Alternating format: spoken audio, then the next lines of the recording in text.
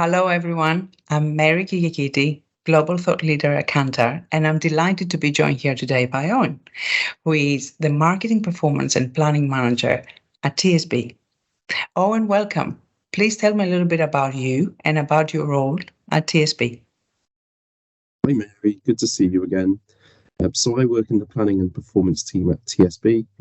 At a high level, our job is to make sure that marketing activity aligns with TSB's objectives and delivers positive outcomes for TSB and its customers.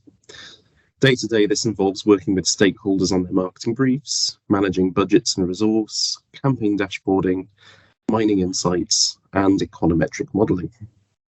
Really clever stuff. And I know it's clever because I had the pleasure of watching you recently in a panel at our Ignite event. And you talked about the short and the long term and the challenges that many businesses face in practice when they're trying to get the balance right. And one of the things that you said that stayed with me was about the last click attribution being a really hard habit to kick. Now, based on your personal experience, what does it take to really kick it?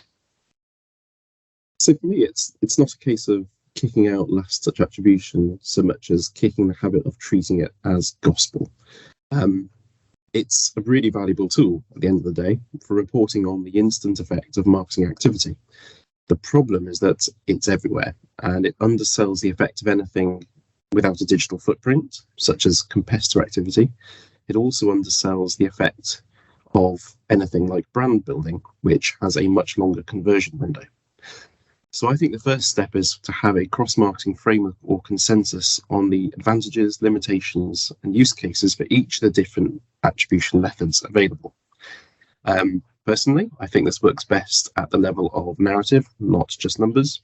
No single attribution method really can claim total jurisdiction, and to assume that one set of numbers is right and another is wrong disempowers people and marginalizes access to their experience.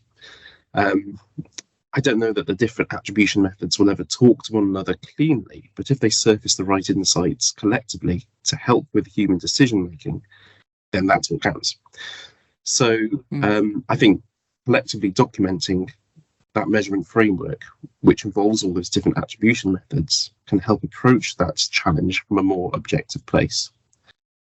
And then the second piece of the puzzle for me are measures which ensure that best practice or that framework has teeth, be that senior leadership buy-in, mandatory fields within your marketing briefs, etc. And exactly what's required will definitely shift from organization to organization.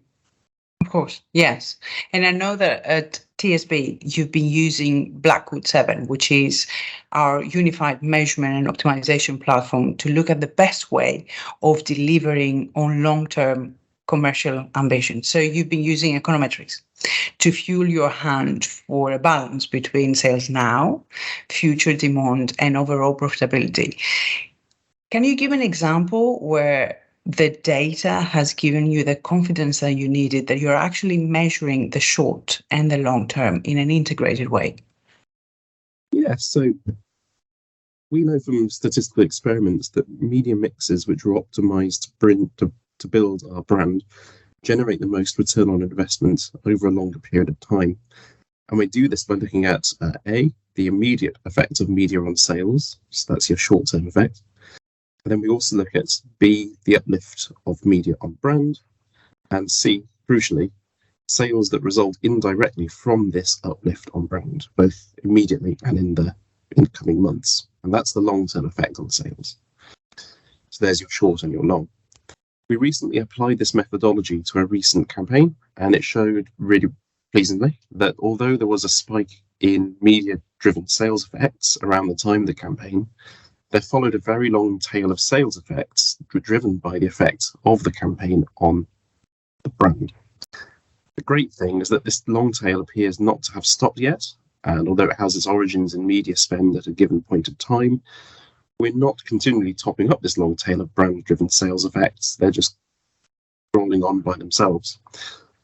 So this gave us a view of long and short-term sales effects, which has informed how we're going to use MMM measurement going forward. And it quantifies what we had hoped, that brand investments generates not just short-term, but that long-term profitability.